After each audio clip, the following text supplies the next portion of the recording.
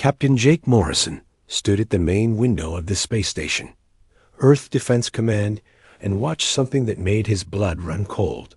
Dark shapes were appearing in the empty space around Earth, like ghosts becoming real. One moment there was nothing but stars and the familiar blue marble of his home planet spinning slowly below. The next moment, massive ships hung in the darkness like sleeping giants. The ships were huge beyond anything humanity had ever built. Each one was easily 10 times the size of the largest Earth vessel. Their hulls were smooth and dark, with a strange shine that seemed to bend light around them. Strange symbols glowed along their sides in colors that hurt to look at directly. Jake had been in space for 20 years and had seen every type of ship humans had ever made, but these things were clearly built by minds that thought very differently from his own. Admiral Lisa Parker burst into the command center with her uniform, still wrinkled from sleep. She had been woken from her quarters just minutes before, when the alien ships had simply appeared without any warning. No one had seen them coming. Earth's most advanced sensors had detected nothing until the massive vessels were already there, hanging in orbit like they owned the place. "How many ships are we looking at?" Lisa asked the sensor operator, who was staring at his screens with wide eyes. 247 confirmed contacts, Admiral, the young man replied with a shaky voice. More are still appearing. Our computers can't get accurate readings on their size, but the smallest ones are bigger than our battleships. Jake felt his stomach drop.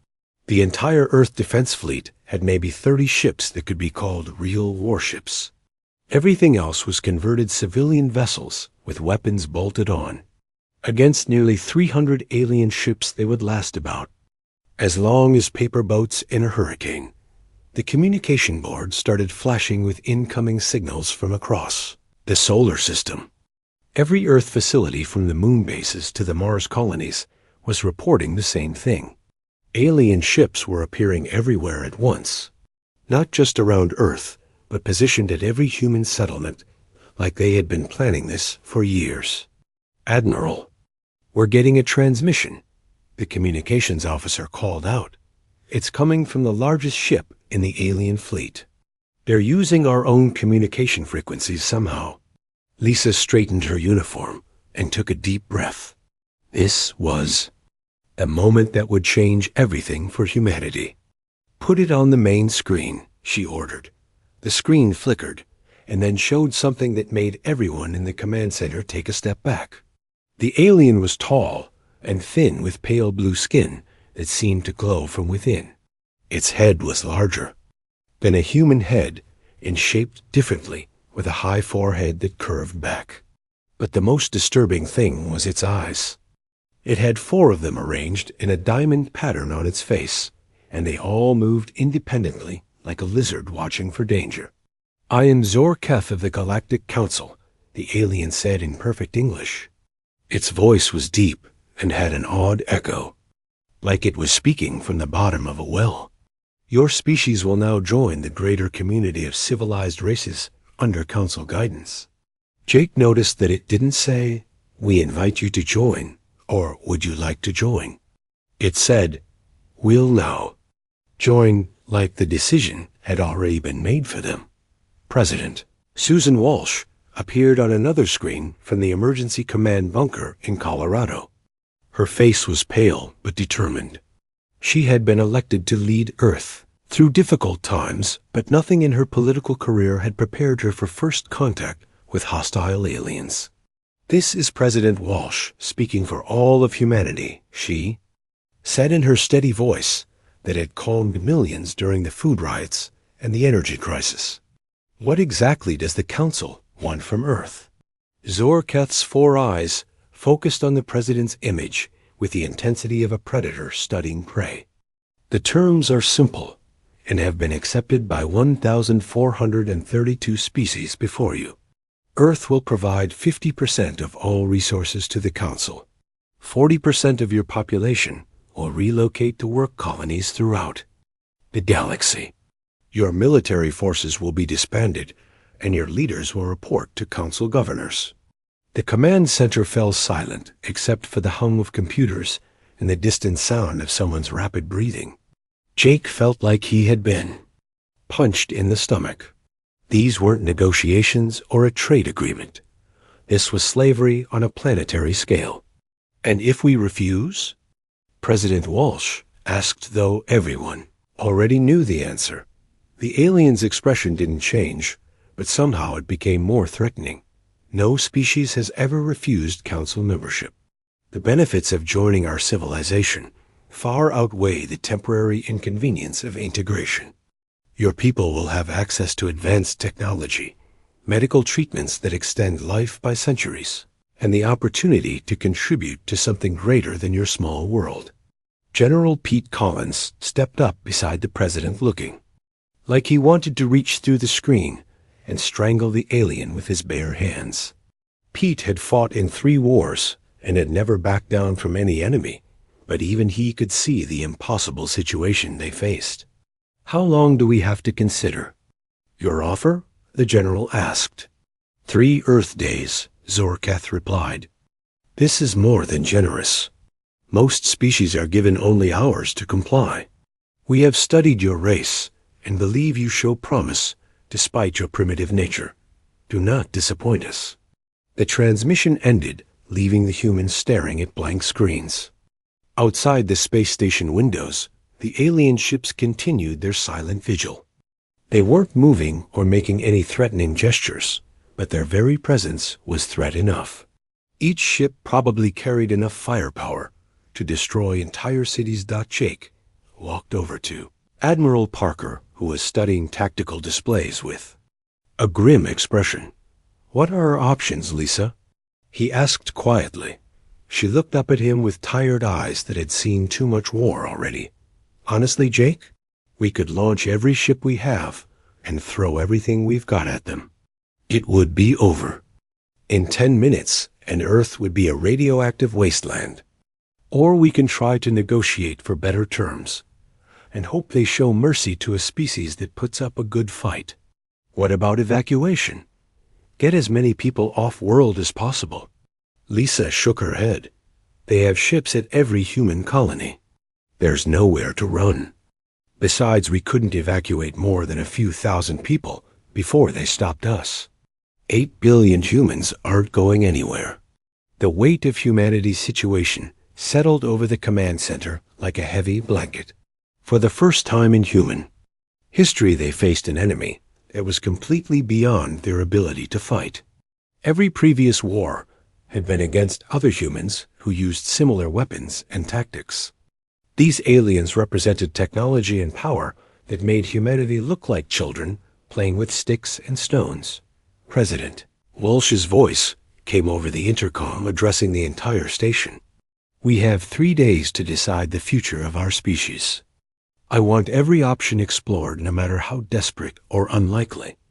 Humanity has survived ice ages, plagues, and world wars.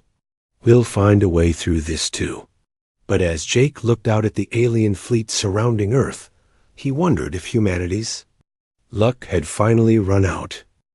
Dr. Amy Foster sat in the underground research facility beneath the Swiss mountains, staring at screens filled with data that made her feel sick. She had spent the last 18 hours studying every piece of information that since council ships had transmitted about their previous conquests. The pattern was always the same, and it painted a picture of hopelessness that crushed her scientific optimism. The Veltar had been a proud warrior race with technology almost equal to the Council's own forces. They had lasted exactly 72 hours before surrendering. Their planet now served as a mining colony, and their people worked in the deep tunnels extracting rare metals for Council ships. The children born there had never seen sunlight. The Krix Empire had controlled 12 star systems and commanded fleets that numbered in the thousands. They held out for 8 days before their leaders realized that continued resistance meant the complete extinction of their species. Now they built weapons for the Council, using the same hands that once held their own swords and rifles. Amy scrolled through dozens of similar stories. The pattern never changed. First came the demand for submission, then a brief period of defiance. Finally surrender when the aliens demonstrated their overwhelming power. Some species tried to negotiate. Others attempted desperate military strikes. A few even tried to hide their populations on distant worlds. Nothing worked. Commander Ray Hughes walked into the secure briefing room where Earth's top military leaders had been meeting for 16 straight hours. His face showed the exhaustion that came from trying to solve an impossible problem. The coffee in his cup had gone cold hours ago, but he kept drinking it anyway. The Australian Defense Minister wants to know if we can use our nuclear submarines to launch surprise attacks on the alien ships, Ray said to the assembled group. I told him our missiles probably couldn't even scratch their hull plating, but he insisted I bring it up. General Pete Collins looked up from the tactical maps spread across the table. We ran those simulations already, Ray, even if we launched every nuclear weapon on Earth. At the same time, we might damage one or two of their smaller ships. Then they would turn our planet into molten glass in about 5 minutes. Senator Chris Brown had been arguing for immediate surrender since the aliens first appeared. He was a practical man who believed in cutting losses before they became disasters. Look at the numbers, people, he said while pointing at the casualty reports from other worlds. Every species that fought the Council lost 90% of their population. The ones that surrendered immediately only lost 40% to the moon. We're colonies. The math is simple. Captain Ellen Torres had been quiet for most of the meeting, but now she stood up and walked to the window that showed the alien ships hanging in Earth's sky like dark clouds. She had studied military history her entire adult life and knew that sometimes the impossible happened when people refused to give up. The Battle of Britain, she said quietly. Hitler had more planes, better pilots, and unlimited resources. Everyone said England would fall within weeks, but they kept fighting. Anyway, and somehow they won. Chris Brown shook his head. That was different, Ellen. The Germans were human. They made mistakes and got tired and ran out of supplies. These aliens have been conquering worlds for thousands of years. They know exactly what they're doing. Amy Foster's voice came over the intercom from the research facility. I've been analyzing the Council's expansion patterns, and I found something interesting. They always demand the same terms from every species. 50% resources, 40% population, complete military surrender. They never negotiate, and they never make exceptions. That doesn't sound like good news, Amy, Ray said. Maybe it is, Amy continued. Think about it. If you've conquered over 1,000 worlds using the exact same method every time, what happens when you meet someone who doesn't follow the script? A room fell silent as everyone considered her words. Outside the windows, the alien ships continued their patient vigil. They had been in the same positions for 2 days, without moving or showing any signs of impatience. It was like they were so confident of humanity's surrender that they could afford to wait. President Susan Walsh entered the briefing room looking like she hadn't slept in days. Behind her came Dr. Robert Hayes, the Secretary of Defense and Admiral. Lisa Parker, who had flown down from the space station. The weight of 8 billion lives rested on their shoulders, and it showed in every line of their faces. What are our options? Susan asked, though she already knew the answer would be grim. Pete. Collins cleared his throat. We have 3 basic choices, Madam President. We can surrender immediately and hope they honor their terms. We can try to negotiate for better conditions and probably get the same result as surrender. Or we can fight and watch our civilization get wiped out in a matter of hours. Dr. Hayes pulled up holographic displays showing the alien fleet positions. They have ships positioned at every major population center on Earth. Luna Base, Mars Colony, the asteroid mining stations, even our deep space observation hosts. If we try anything aggressive, they can destroy our entire species before we fire. A second shot. Amy's voice came through the speakers again. I've been thinking about what makes humans different from the other species the Council conquered. Most of them were either more advanced than us, or had larger populations, or better weapons. But they all eventually did what the Council expected them to do. Which was what? Susan asked. They acted rationally, Amy replied. They looked at the odds, calculated their chances, and made the logical choice to surrender rather than face extinction. Every single species followed the same rational decision-making process. Ellen Torres turned from the window with something like a smile on her face. But humans aren't always rational, are we? We do stupid things like charging machine gun nests to save our friends. We fight wars we can't win for ideas we can't prove. We die for principles that don't put food on the table. Ray Hughes was beginning to understand where this was going. You're saying we should do something irrational? I'm saying maybe that's exactly what the Council isn't prepared for, Ellen replied. Their whole system is based on species making logical choices. They've never had to deal with a species that might choose death over slavery just because it feels right. Chris Brown stood up looking frustrated. This is insane. You're talking about getting 8 billion people killed to make a philosophical point. These aren't movie heroes we're talking about. These are real families with children who want to see tomorrow. Susan Walsh looked around the room at the faces of humanity's leaders. Each one showed the strain of carrying an impossible burden. In 6 hours, she would have to give the Council humanity's final answer. The rational choice was obvious. The human choice was something else entirely. Keep working on alternatives, she said finally. We still have time to find another way. But even as she said it, Susan knew that time was running out, and the Council was waiting for humanity to do exactly what every other species had done before them. President Susan Walsh stood, alone in her private office, looking out at the Washington skyline, where normal people were going about their normal lives, while alien ships hung in the sky above them. Children were playing in parks, while their parents tried to explain why the strange dark shapes weren't going away. Traffic moved through the streets as people went to work and school, pretending that everything was still normal, even though everyone knew it wasn't. The final vote was scheduled for 2 hours from now. Representatives from every nation on Earth were gathering in the emergency assembly chamber deep beneath the city. Some had flown halfway around the world to be here. Others joined by secure video link from bunkers and military bases. All of them carried the weight of their people's future in their hands. Susan's phone buzzed with another message from the Japanese Prime Minister asking if there were any new developments. The Brazilian president had called 3 times in the last hour wanting to know if the aliens had made any new offers.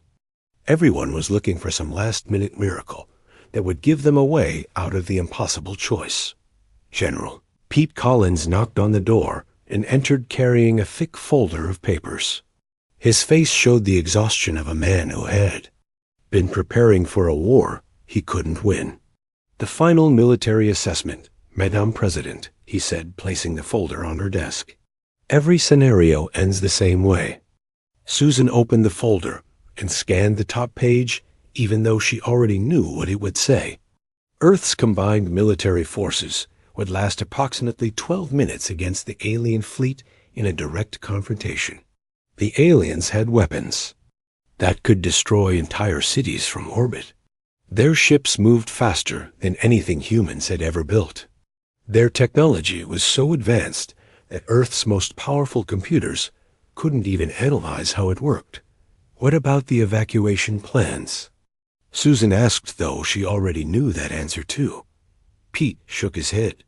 We could maybe get 50,000 people off-world in the time we have left.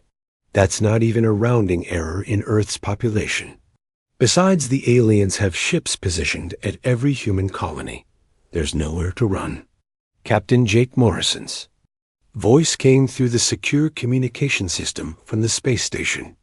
Madam President, we're getting increased activity from the alien fleet. They're not moving from their positions, but their ships are showing higher energy readings.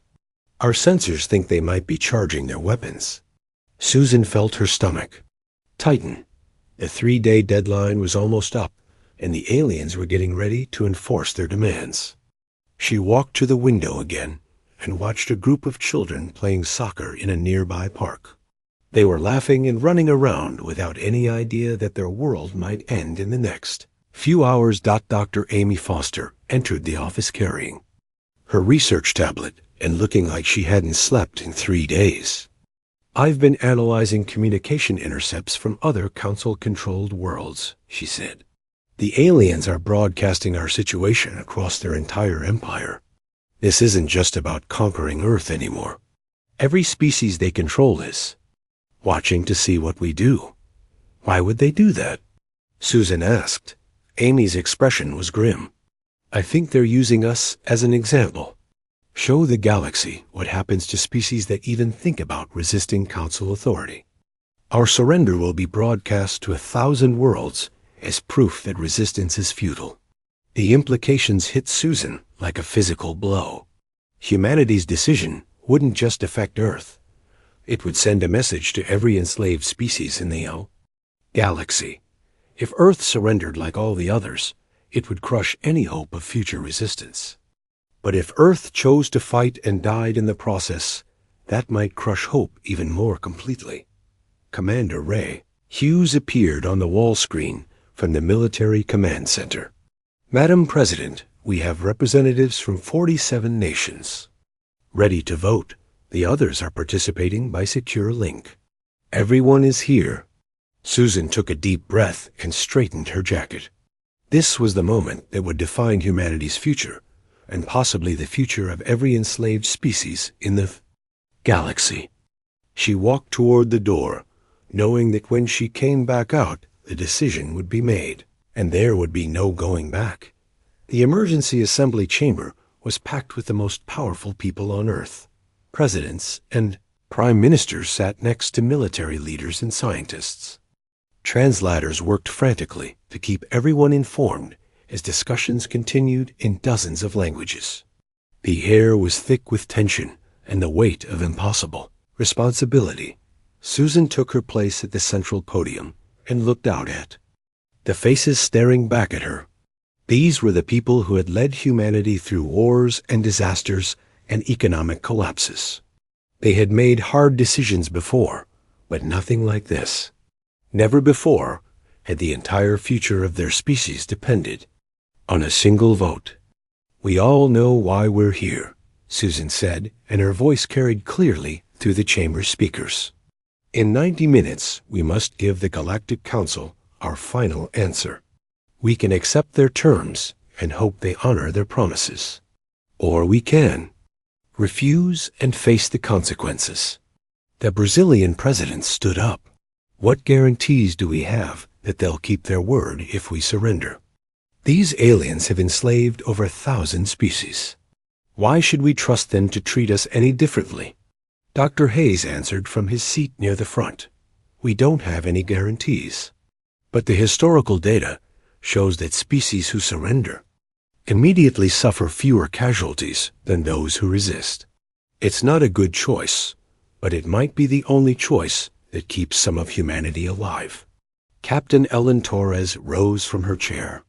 "I've been thinking about what my grandfather would have done. He fought in World War II, and he used to tell me stories about impossible battles where good people died for principles they believed in. He said the worst thing wasn't dying for what you believed. The worst thing was living as a slave and knowing you never even tried to fight." Senator Chris Brown's face was red with frustration. "Those are beautiful words, Ellen, but we're not talking about a few thousand soldiers. We're talking about 8 billion human beings, including every child on this planet. Do we have the right to make that choice for them?" The chamber erupted in heated discussion as representatives argued in multiple languages. Some demanded immediate surrender to save as many lives as possible. Others insisted that freedom was worth any price. A few suggested trying to negotiate. For more time or better terms, even though everyone knew the aliens had made it clear that their offer was final. Susan raised her hand for silence, and gradually the room quieted down. Outside the building, alien ships continued their patient vigil, waiting for humanity's answer. The deadline was approaching, and soon they would know whether Earth would join the long list of conquered worlds or write a different ending to their story. The vote will be by secret ballot, Susan announced. Each representative will choose surrender or resistance. The majority decision will become humanity's final answer to the Galactic Council. The voting began, and humanity's fate hung in the balance. The voting had taken exactly 37 minutes, and the results lay sealed in a folder on President Susan Walsh's desk. She stared at the simple white envelope, knowing that inside was either humanity's surrender document or their death warrant. Her hands shook slightly as she picked up the secure phone that would connect her directly to the alien fleet commander. Captain Jake Morrison watched from the space station as the largest alien ship moved closer to Earth. The massive vessel had been silent for 3 days, but now it was positioning itself directly above the planet's capital cities. Its weapons ports were glowing with an eerie blue light that made the ship look like a predator showing its teeth. Admiral Lisa Parker stood beside Jake, studying the tactical displays that showed every alien ship in the system. Their formations hadn't changed, but something was different about their energy signatures. The ships were no longer just waiting. They were preparing for action, and that action could go either way, depending on what President Walsh was about to say. Dr. Amy Foster sat in her underground research facility, watching communication channels from across the galaxy. Word of Earth's decision was already spreading through the Council's network, even though the humans hadn't announced it yet. Alien species on distant worlds were listening and waiting to see if humanity would follow the same path as everyone else, or try something different. The secure communication channel opened, and Zorketh's alien face appeared on screens across Earth's command centers. His 4 eyes moved independently as they focused on President Walsh's image. Behind him, other alien figures could be seen, moving around what looked like a command bridge filled with technology that hurt human eyes to look at directly. "Your time has expired, human," Zorketh said in his deep, echoing voice. "The Council requires your answer now. Will your species accept the terms of membership in our civilization, or will you choose the path of extinction?" President Walsh stood up slowly and straightened her jacket. Every human leader on Earth was watching. Every alien species in the galaxy was listening. The weight of history pressed down on her shoulders as she prepared to speak the words that would define humanity's future. "We have considered your offer carefully," Susan said in the steady voice that had carried her through political crises and natural disasters. "Our representatives have voted and reached a decision that speaks for all of humanity." Zorketh's mandibles clicked with what might have been satisfaction. In his experience, this was the moment when species leaders began the formal surrender process. They usually asked for mercy for their people, or begged for better terms, or tried to negotiate last-minute changes. But they always surrendered in the end, because the alternative was death. "Your decision is wise," the alien said before Susan could continue. "Integration into Council society will benefit your species greatly. You will have access to technology beyond your current understanding, and your people will contribute to projects that span galaxies. The transition period will be difficult, but necessary." But Susan Walsh wasn't finished speaking. She took a deep breath and said the words that would echo across the galaxy and change everything that came after. "No," she said simply and clearly. "Humanity rejects your terms. We will not surrender our freedom or our people to the Council. If you want to destroy us, then do it, but we will not bow down to anyone." The silence that followed was absolute. On the alien command ship, Zorketh's 4 eyes stopped moving and fixed on Susan's image with an expression of complete confusion. His mandibles opened and closed without making any sound as his alien mind struggled to process what he had just heard. Captain Jake Morrison felt his heart stop beating for a moment. In all the planning and preparation, no one had really believed that humanity would choose certain death over slavery. The word no hung in the air like a challenge thrown at the face of the galaxy's most powerful empire. Admiral Lisa Parker watched her instruments as the alien fleet's formation wavered. Ships that had held perfect positions for 3 days suddenly began moving in small, confused patterns. The aliens had protocols for surrender and procedures for conquest, but they had no plan for dealing with outright refusal. Across the galaxy, alien species that had been listening to the transmission felt something they hadn't experienced in centuries. On worlds where children had never seen sunlight and parents worked themselves to death in council mines, creatures looked up from their labor and whispered the word no in their own languages. Dr. Amy Foster's communication equipment picked up transmissions from dozens of council worlds. The alien overseers were reporting increased unrest among their slave populations. Species that had accepted their fate for generations were suddenly asking questions about why they had surrendered, when they could have said no. Z. Orkef finally found his voice, and when he spoke, it was with an anger that made the screens flicker. You do not understand what you have done, human. No species has ever refused council membership. Your primitive minds cannot comprehend the consequences of this decision. President Walsh's expression didn't change. We understand perfectly. You're going to try to destroy us. Maybe you'll succeed. But we won't live as slaves, and we won't let our children grow up in your mines and factories. Some things are worth dying for. The alien commander's 4 eyes blazed with fury. You speak of death as if it is heroic. Your entire species will be erased from existence.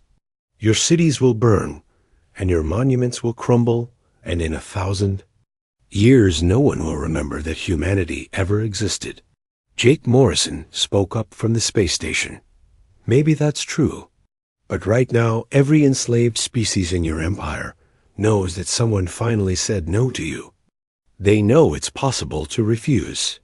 You can kill us, but you can't kill that idea. More alien ships began moving into attack positions around Earth. Their weapons were charging, and their shields were activating. The Council had never been defied before, and they were preparing to make an example of humanity that would terrify any other species that might consider resistance. But something unexpected was happening across the galaxy. On the mining world of Veltar, the workers had stopped digging and were standing together in the tunnels.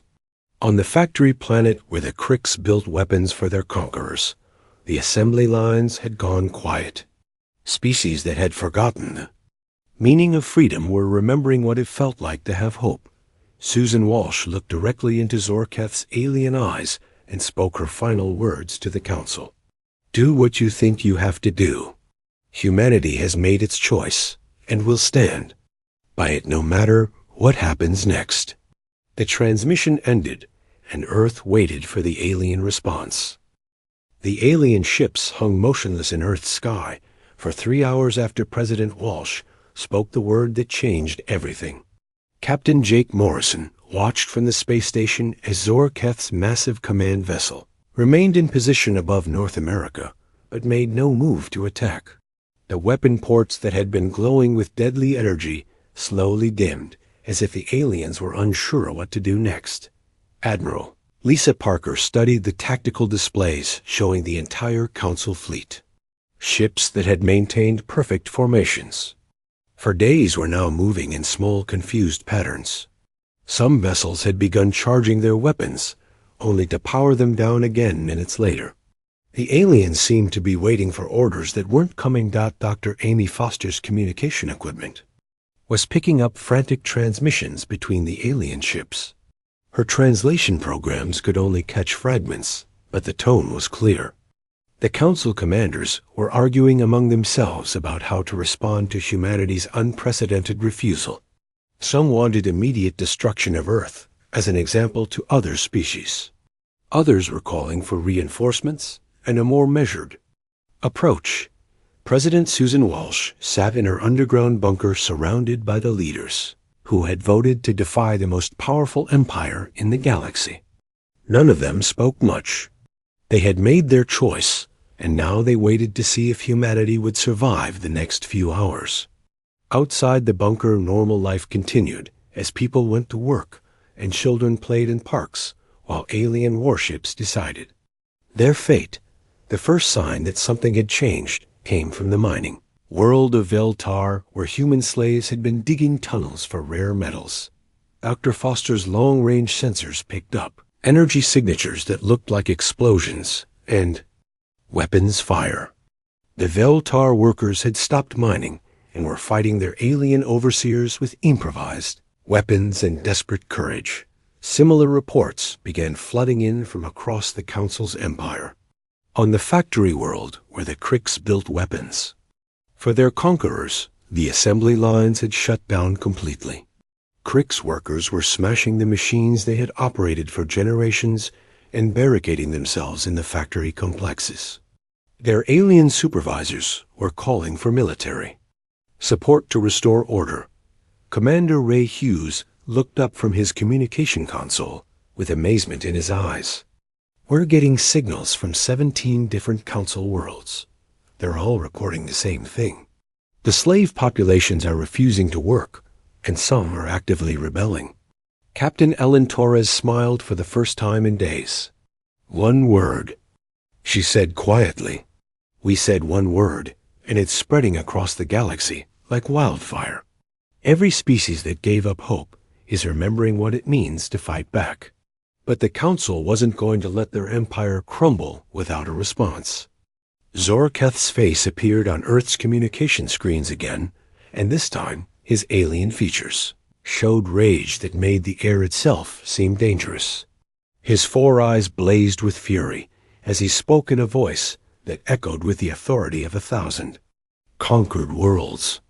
Your defiance has caused chaos throughout Council territory, he said with words that seemed to burn the air. Primitive species that should be grateful for our guidance are destroying the infrastructure we built for them. This madness ends now? President Walsh stood up to face the alien commander, even though she knew he could probably destroy her bunker. With a single shot from orbit. The chaos isn't our fault, Zorketh. You built your empire on fear and oppression. We just reminded everyone that they don't have to be afraid anymore. The aliens' mandibles clicked with rage. You have doomed your own species and destabilized the peace we have maintained for millennia. The Council cannot allow this rebellion to continue. We will make an example of Earth that will end any thoughts of resistance forever. Jake Morrison's voice came through the communication system from the space station. Actually, Zorketh, I don't think you can afford to destroy us anymore. If you turn Earth into a radioactive wasteland, it will just prove to every enslaved species that the Council rules through terror and murder. That will make the rebellions worse, not better. The alien commander's eyes focused on Jake's image with deadly intensity. Explain your reasoning, human, before I vaporize your pathetic station. Jake felt sweat running down his back, but kept talking. Think about it from a political perspective. Right now you have rebellions on multiple worlds because we inspired them by saying no. If you massacre 8 billion humans in response, what message does that send? It tells every species in your empire that the Council's only answer to resistance is genocide. Dr. Amy Foster's voice joined the conversation from her research facility. The human is correct. I've been monitoring communications from your territory. Many of your own Council members are questioning whether massive retaliation is the right response. Some are even suggesting that the terms offered to member species might need to be reconsidered. Zorketh's alien features showed an emotion that looked almost like panic. For 3,000 years, the Council had maintained order through overwhelming force and the certainty that resistance was futile. But humanity's simple refusal had shattered that certainty, and now the entire system was beginning to crack. Admiral Parker was studying the alien fleet positions when she noticed something significant. "The Council ships are receiving new orders," she announced. "Some of them are breaking formation and heading out of the solar system. It looks like they're being recalled to deal with rebellions on other worlds." President Walsh felt a surge of hope that she tried to keep from showing on her face. "Is that true, Zorketh? Are you losing control of your empire?" The alien commanders. Silence was answer enough. Behind him on the alien bridge, other figures were moving urgently between control stations. Alarms were sounding, and displays showed tactical information from across the galaxy. The Council was facing something they had never encountered before: simultaneous rebellions on dozens of worlds inspired by humanity's courage. "This is not overhuman," Zorketh finally said. "The Council will restore order, and when we do, we will return to finish what we started here. Your species will pay for the chaos you have unleashed." But his words lacked the confidence they had carried before. Susan Walsh looked directly into his alien eyes and spoke with the voice of a species that had refused to surrender. "We'll be waiting for you. And when you come back, we won't be alone. Every species you've enslaved will know that the mighty Council can be defied. They'll know that saying no is possible even when the odds seem impossible." The transmission ended, and the alien fleet began to disperse. Some ships remained in Earth's vicinity, but most were heading toward distant stars, where rebellions needed to be crushed and order needed to be restored. The Council's perfect empire was fracturing, and it had all started with one simple word. From a small blue planet that refused to bow down, humanity had answered the Council's demand for tribute with no, and that word was reshaping the galaxy.